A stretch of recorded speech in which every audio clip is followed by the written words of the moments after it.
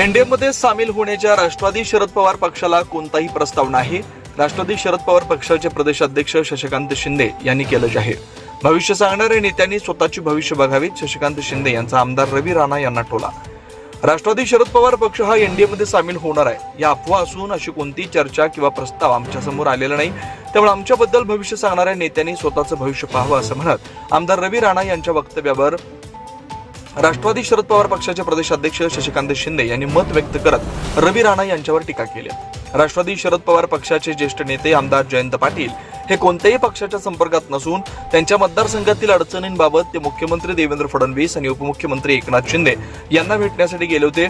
त्याचा कुणीही गैरअर्थ काढू नये. सध्या राष्ट्रवादी शरद पवार पक्ष हा स्वतंत्र पक्ष आहे.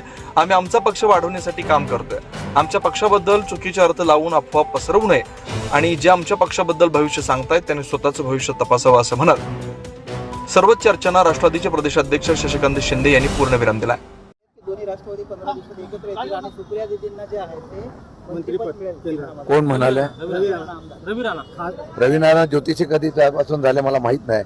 अगोदर त्यांचंच पहिलं त्यांनी बघावं, मग दुसऱ्यांदा तो ज्योतिषी सांगावं. पण हे जे तुमचे नेते आहेत ना, जयंत पाटील असतील, जयंत पाटील मुख्यमंत्र्यांची परवा त्यांनी भेट घेतली, एकनाथ शिंदेची भेट घेतली, चव्हाणांची भेट घेतली. असं आहे की एखादा नेता पक्षाचा आहे तो एखाद्या कामासाठी गेला तर त्याला राजकीय भेट होत नसते.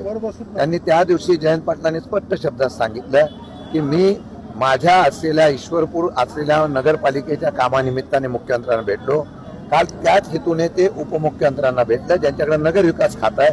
त्या भेटीचा अर्थ लगेच वेगळ्या पद्धतीने करण्याचा कोणी प्रयत्न करू नये.